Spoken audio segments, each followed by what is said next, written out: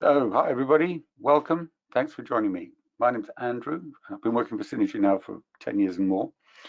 And I'm going to give a presentation that's a bit different from our usual webinar approach because we're not talking about products or solutions or workflows. We're talking about Cinegy as a whole, how we got to where we are, where we think we are, and where we want to go. And in specific areas of new technologies that are currently, how should we say, fashionable. Without any more ado, let's get going.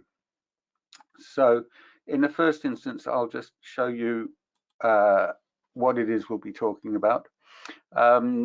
Establish initially the core principles that we've had at Cinegy since the beginning, why we do what we do.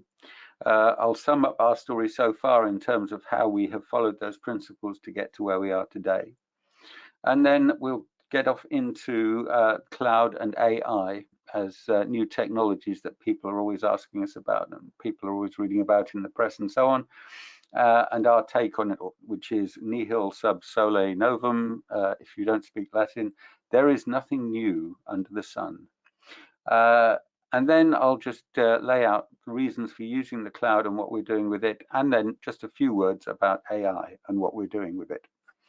So to get rolling, our core principles are quite simple. We're a software company.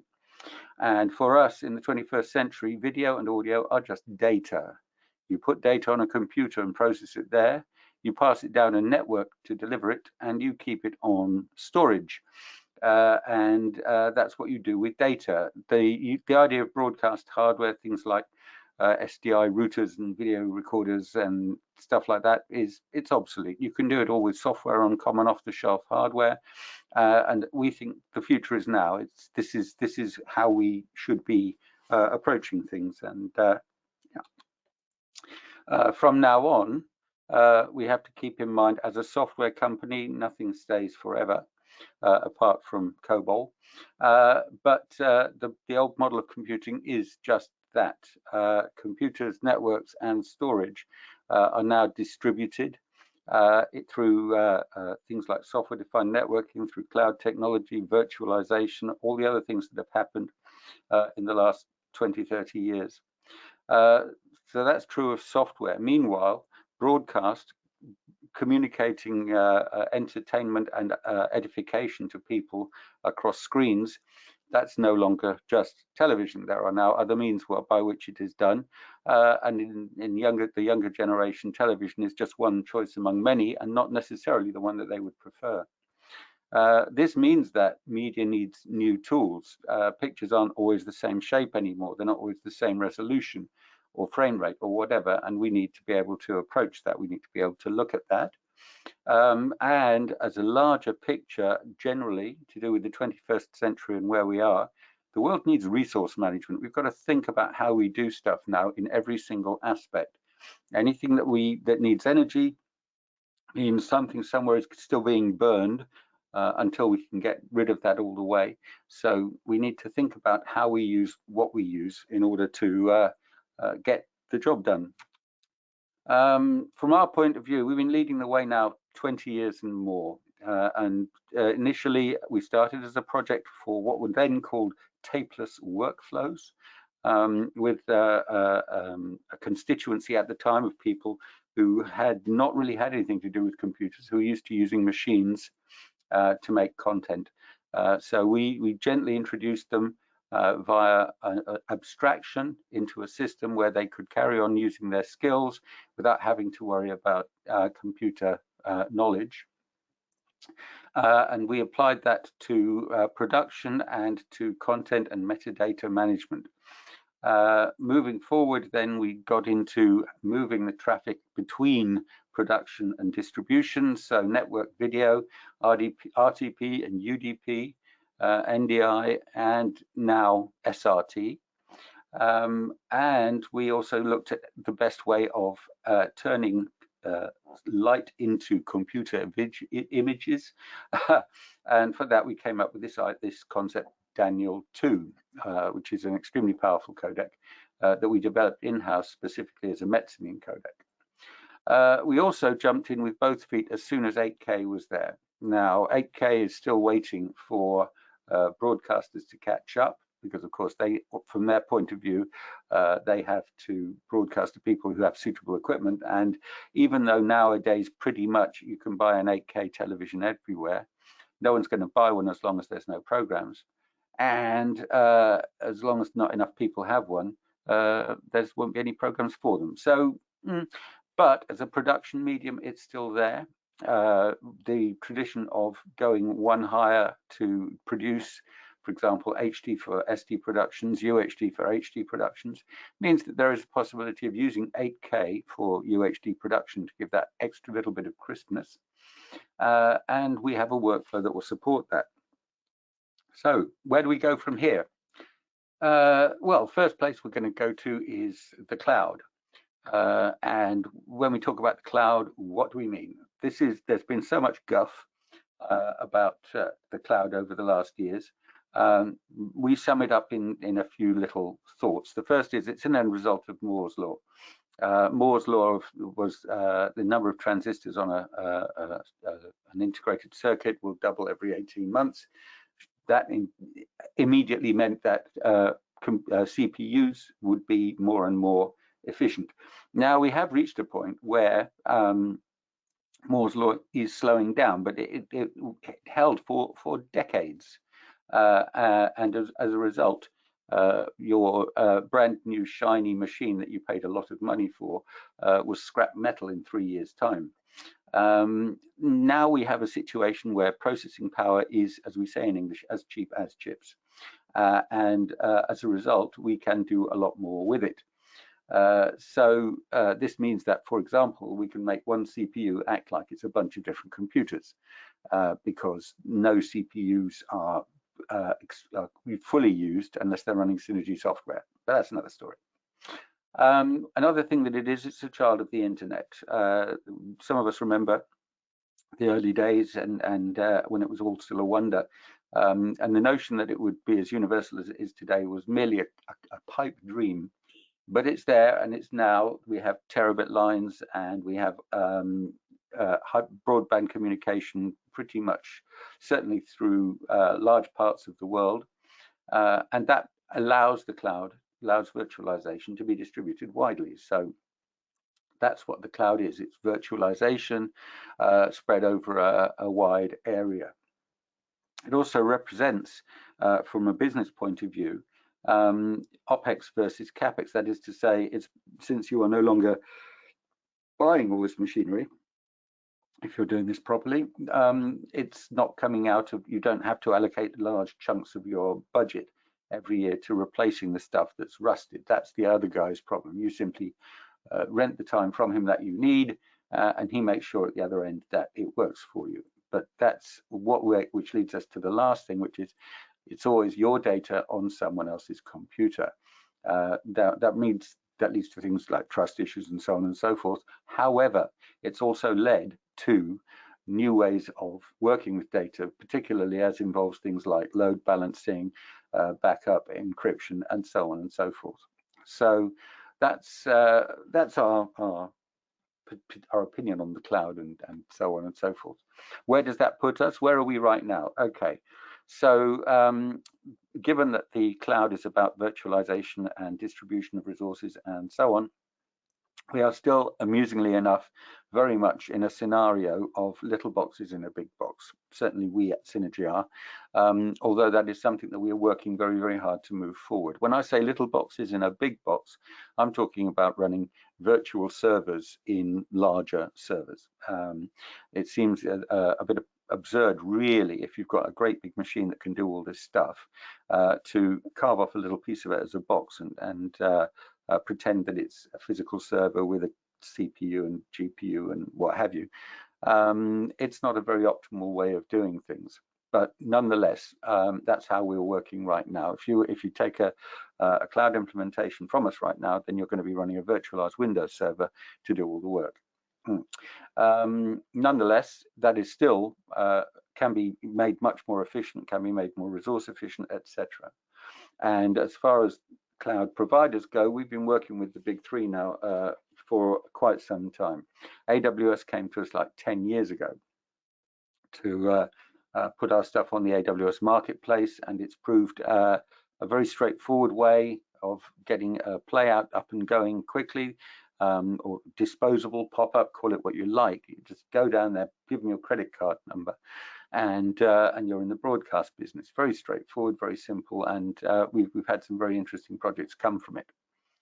The Azure took a little bit longer because we needed GPU pass-through, and there's a slide we'll be talking about that later. And yeah, Google has always been available as well, but any other cloud is also good for us. As we implement, as we move forward, the idea is that our cloud will always be vendor independent. There are certain things in cloud implementation where you can wittingly or unwittingly be shackled to a certain provider in terms of infrastructure advantages here and there, which would make it difficult to move your system to another provider. We don't think that's a very healthy way to be, so we carefully build our stuff in such a way that it will work on any cloud, and including our own, which I'll come to in a little bit. The other thing to bear in mind very much, although this will change, I'm sure of it, is the hidden costs in terms of exit fees. In other words, the amount of money that you pay to have your stuff pumped out of your cloud to wherever it's supposed to go. One of the advantages for broadcast is this very flexibility, you know, add up channels, add pop-up channels, and add channels, add play out for events, and then get rid of it again. A very, very good way of doing stuff because you're not committing any hardware resources to it. But the hidden cost is the big disadvantage for broadcast, because cloud systems were designed originally for things like transactional business, where you're talking about little bits of data passing to and fro, and the charges were set accordingly. When you're broadcasting out of the cloud, you're broadcasting in megabits, and if they're charging by the kilobyte, then those megabits will add up quite quickly. We have already seen cloud projects that were refashioned because the cost of transmitting out of a cloud instance was prohibitive. As I say, we expect this to change, but it's still something right now that people need to bear in mind. So where will we go with this? If little boxes in big boxes isn't the way to go, what should we be doing? Well, the classic way now is Docker and Kubernetes. You run little versions of computers with just the very basics that are enough to provide a service that you access over a network, and you group these systems together and control them and manage them with an orchestrator called, which, for example, Kubernetes. I mean, there are others and there will be, but Docker and Kubernetes is very popular right now. You end up with services coming out of containers. From our point of view, with everything that we've been doing so far in the labs, this means spectacular speed increases, where it would take minutes to bring a channel online, it now takes seconds to bring a channel online, for instance. It allows the dream of fully decentralized production, and we've already had customers talking to us about this, about being able to set up a production system that you feed in from a network. And you can control via a network, and you don't need to lug boxes to tropical islands and stuff like this. It's within reach. You can see it on the horizon, very much on its way, dependent on externals, dependent on network infrastructure, dependent on hidden costs, etc. But it's there, it's coming. Another good thing is platform independence. One of the fun things of being in a software company is the people who like Macintoshes. Excuse me. We don't have anything against Macintoshes, but our software doesn't run on them, and so we have to find ways to accommodate them, and it makes life complicated. But working with the cloud gives us the concept of platform independence at the endpoint. Which in itself then looks to a situation where Windows will maybe no longer be as important as it used to be, which I think Microsoft are perfectly aware of. But this is the path that we are on. This is where we're headed. In terms of cloud providers that we've dealt with or where our stuff's available or how things work. Tyrell have been doing stuff in the UK. Amazon, we know, and Azure and Google have already been mentioned. And we picked up some notice at various shows, IBC and at NAB, for the things that we've been doing in the cloud already, the very first steps I've been talking about. So yeah, as I mentioned, I wanted to talk about the progression that we've made over the years, starting with the AWS Marketplace, as I already mentioned, which was actually at their instigation. This indeed was prefaced by a successful demonstration by a large customer of ours of virtualizing our software. We had thought that it would be more difficult than it was, and certainly 10 years ago, it wasn't as straightforward as it is now. But having seen it done, led us to the AWS project and to the developments that have come from there. First cloud customer projects were in 2016. As I said, the actual costs involved came as a surprise to many people at that point, and it was a very educational process for all of us. It was also a good opportunity for us to implement our Daniel codec as transport codec in that particular setup to make it possible. Then Azure came later because Microsoft was slower on CPU pass-through than Amazon were. Sorry, GPU. We needed GPUs, and for a couple of years they weren't yet available on Azure. As soon as they were, we were able to start using Azure as well, and it went so nicely that Microsoft invited us to join them on their standard IBC to show Azure cloud instances delivering playout and multi-viewer across the internet. So, and a couple of years ago, we started looking at the next generation development from our point of view, where we've always prided ourselves on the hardware side that we've been vendor independent. You know, you build your computer that you want to use our stuff for. That's very much where we're moving forward with. As I said already, we're building a cloud system that won't be shackled to a particular cloud. Even though it's in the labs, even though there's nothing out there that you can use, there's stuff that you can see that we're showing people, and the way is there, the way forward is there. First cloud services, as a general principle, if you want a cloud channel, Cinegy cloud channel right now as a service, our partner in India kicked off at the end of last year and is already providing cloud playout services from a cloud that they've built there. So what's it going to look like? I have a snapshot, a teaser here. We can see, excuse me, we can see here our well-known Cinegy desktop. Here with a visible clip bin, a preview screen, and metadata. Now the directory at the side there, the browser, was originally developed, as I said before, for people who didn't know anything about computers, and therefore it abstracts the content from the storage layer beneath it.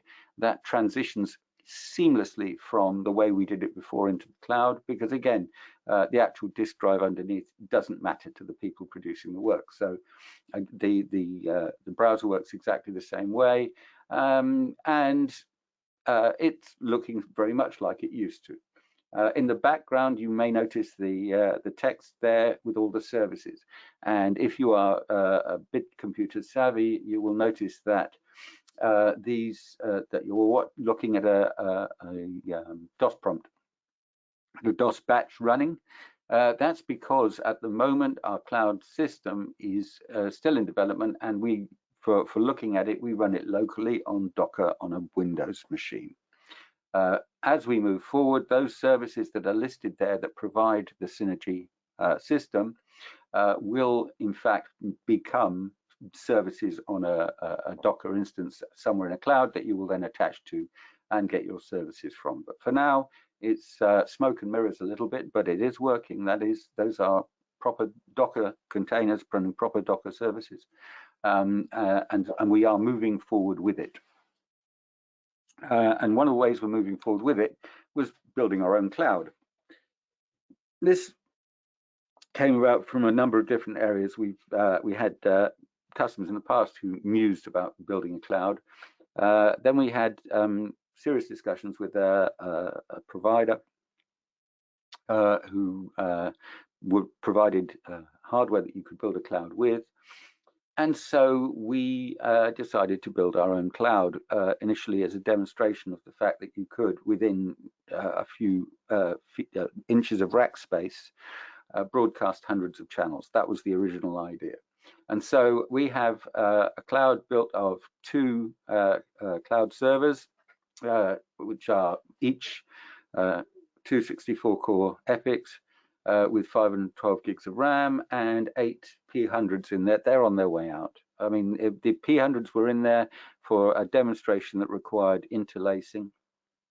As we all know, NVIDIA doesn't support interlacing, hasn't supported interlacing for a long time, and those GPUs are now rather ancient, and they got their death blow by the fact that the newest drivers for them also no longer support interlacing. So yeah, but they will be replaced. But at the time, 16 P100s gave us the possibility of literally transmitting hundreds of HD channels out of this box. We also have 3 Docker cluster nodes to provide services built into it, and we've got 400+ terabytes of hardware storage sitting there. All of that together, with a bit of cunning shopping and thinking about how we were going to do it, cost $40,000. Now, there are Windows servers that cost more than $40,000. That, in capital terms, that's nothing. But we have a system that can do all manner of things, and it functions as a cloud. We use it for training, we use it for demos, we use it for development. We've got our own cloud, 40 grand. So that's what that's where we're going with it now, because we don't have to pay anybody else for cloud stuff. We can do it all ourselves. So this gives us the roadmap for cloud for us. And as I mentioned before, server in a box, little boxes and big boxes is where we are at. As we move forward, it's hybrid architecture. That is to say, our server in a box will still exist, but it will be front-ended by suitable load balancing and authentication structures. And this is something that we've already got in place to provide a cloud interface to those boxes in a more modern style. From that, we will hit eventually our cloud native implementation, where everything we do runs as a service that is collated by orchestration and presented as a set of services to an appropriate client. We're using Electron. That will then run on anything that can connect to the internet, basically. The big advantages for us are resource management, because obviously as you run these services, you can run more and more services out of the same hardware. It gives us the possibility to look at different processor architectures moving forward. ARM is becoming more and more important, and much of what we do will move to ARM quite comfortably, at which point the power consumption drops considerably, giving us lower watts per channel.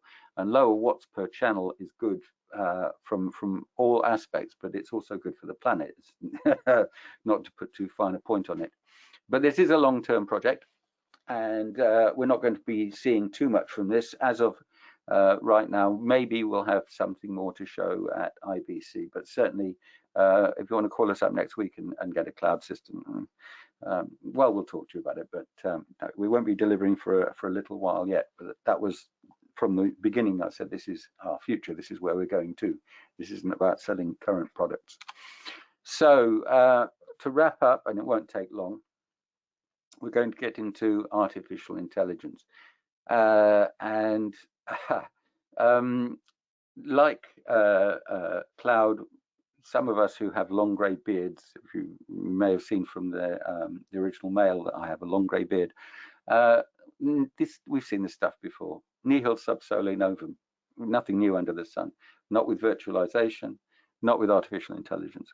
This has been a holy grail forever. And we've made some significant steps in the last few years, but it's on the back of a lot of work that was done before. So what is AI? It's the end result of Moore's law again, because high-speed processing is very, very useful nowadays for this kind of work. It's also a child of the internet again, because it is a tool which depends on large-scale inputs and outputs, and the internet can provide that. It's built of three pieces that have been around for donkey's years: heuristics, or the art of guessing, making the right guess; big data, which is the picking needles out of haystacks; and natural language processing, which is providing an interface that human beings can use to talk to computers if they aren't used to dealing with computers. So those three things bundled up together with a bit of pixie dust and some new cleverness in approach are what give us what's artificial intelligence. But it's not really intelligent. I had an interesting discussion with a gentleman at a recent event that we did, who was from his national broadcaster point of view, was interested in seeing if artificial intelligence would be able to jump into a live stream and do something if something happened on that live stream that wasn't desired. You know, people taking their trousers off or holding up a banner or whatever. And I had to discuss with him those limitations, because the issue is that requires a certain level of consciousness, and consciousness is bound to intelligence, and AI systems aren't conscious. They are simply mechanical Turks that will give answers to questions that you put to them. But it does represent a new way of working with data, because you can deal with large amounts of data and you can do things with it in a way that hasn't been done previously, or not very well. From our point of view, what does that mean? Well, for language processing, we are using Whisper, which is we forked it as our tool for subtitling, and we are bringing automatic subtitling in. We've already successfully demonstrated it, and we've indeed knocked a few people's eyes out with it, and we are showing it right now. It's already there. Another thing is that we are in discussions with a company in Germany and their partners in America over a product called Cara 1.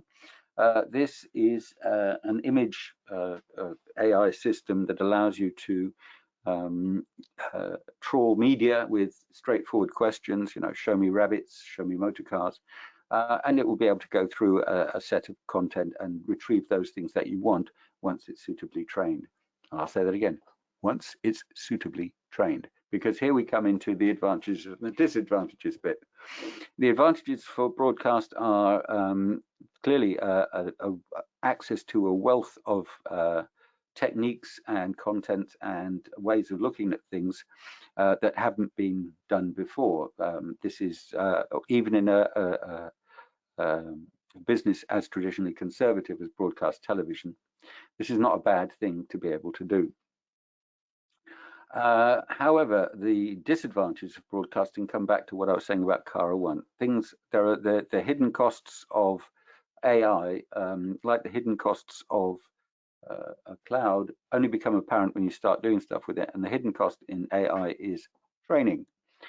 In order to be able to use an AI system, it needs to be trained to your requirement. This will take time, and it will take expertise, and you can't just do it off the back. And also, there are other issues. For example, with our subtitling, there is latency because we have to turn the words from words into text, just the same way human beings do. If you watch simultaneous translators at work, interpreters, there's always a lag, because they need to hear the sentence before they start translating it, and that lag is 2 or 3 seconds. And we have that lag of 2 or 3 seconds with AI. It doesn't change things that much, except of course it can type faster.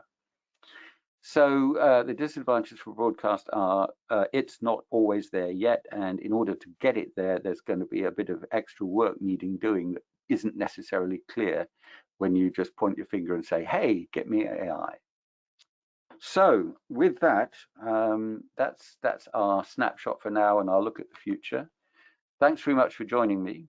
There will be a recording of this available, so if you think somebody else can get a laugh out of it, then we'll be distributing a link to the recording of the webinar. But for the rest, thank you very much for joining me, and we'll. Oh, I have a question. 1 second. Oh, okay. I've got a question which I will answer, and that is: was the $40,000 price tag perpetual? No, that we bought it. That's the price we paid for the hardware. So yeah, one-off, 40 grand. Now, obviously, down the road, we may need to add stuff, replace stuff, whatever. But the cloud cost us $40,000 just for the hardware. And of course, because it's running virtualization software that's based on Linux, there's no license cost. We use Proxmox in the background, and we can clearly pay for services on it if we want to, but right now we're just working with the basic system. So okay, thanks for joining me, and I'll see you at the next one. Bye now.